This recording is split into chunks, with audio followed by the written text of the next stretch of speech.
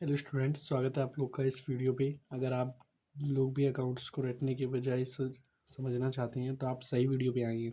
चलिए शुरू करते हैं आज के टॉपिक क्लास 11th के डे 2 को, जो कि है अकाउंटिंग इक्वेशन। आज है हमारा डे 2। कल हमने डे 1 को कवर किया था, जिसमें हमने एसेट्स, कैपिटल और लाइबिलिटी के बारे में समझा था कि ये होती क्या है। आज हम अकाउंटिंग इक्वेशन को समझेंगे। तो इसमें देखते हैं सबसे पहले ये चीज़ होती क्या है।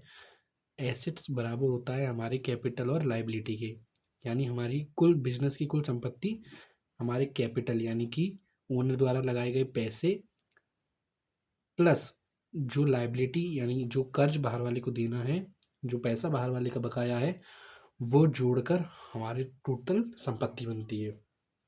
चलिए इसका आज एक क्वेश्चन करते हैं। वर्किंग नोट 1 करते हैं सबसे पहले, जिसमें कि है start business with cash 1 lakh रुपये। मान लीजिए मैंने 1 लाख रुपये में एक बिज़नेस शुरू किया, तो मैं कैसे करूँगा। सबसे पहले मैं यहाँ पे एक कॉलम बनाऊंगा, एसेट्स बराबर कैपिटल प्लस लाइबिलिटी, जिसमें मैं क्या करूँगा। सबसे पहले इसमें मैं लिखूँगा 1 लाख रुपये एसेट्स, यानी कि मेरे पास संपत्ति 1 लाख रुपये की है। ओनर ने रुपये कितने लगाए, 1 लाख, तो वो कैपिटल में भी आ गया और एसेट्स भी आ गया, यानी कि वो हमारा कैश है। अब टॉपिक इस पे क्या कहते हैं, सेकंड नंबर पे चलते हैं, जो कि है परचेज गुड्स फॉर कैश 20,000, यानी कि 20,000 में गुड खरीदा, यानी कि परचेज किया, जो कि कितने रुपए का है, कैश में दिया है, जिसका रुपये हमने 20,000। तो सबसे पहले हमारा एसेट जो कि कैश है वो 20,000 माइनस हो गया, और हमारा स्टॉक यानी कि जो हमारा गुड है वो जुड़ गया है स्टॉक के नाम से 20,000। यहाँ पे इस साइड कोई भी एक्टिविटी नहीं हुई, क्योंकि यहाँ पे कुछ चेंज होएगा ही नहीं। सीधी बात है, हमारा एसेट यानी कि हमारा कैश 20,000 माइनस हुआ और हमारा एसेट 20,000 से बढ़ गया यहाँ, इसलिए कुछ चेंज नहीं हुआ। अगला है purchase goods on credit rupees 10,000। 10,000 रुपये का माल और खरीदा, जो कि उधार खरीदा, यानी कि क्रेडिट। अब देखिए क्या होगा, अब हमारा कैश नहीं गया है तो कैश में ज़ीरो चेंज आया, लेकिन हमारा स्टॉक तो बढ़ा है। हाँ बिल्कुल, क्योंकि 10,000 रुपये में हमने और स्टॉक खरीदा है, 10,000 का और स्टॉक बढ़ गया है।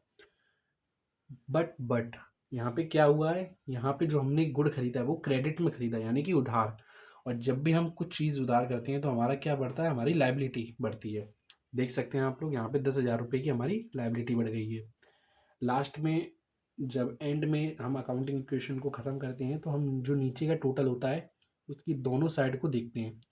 यदि हमारी एसेट साइज बराबर आए कैपिटल और लाइबिलिटी के, तो यानी वो हमारी इक्वेशन एकदम सही है। चलिए देखते हैं क्या ये बराबर आई। ये हुआ 80,000 रुपये।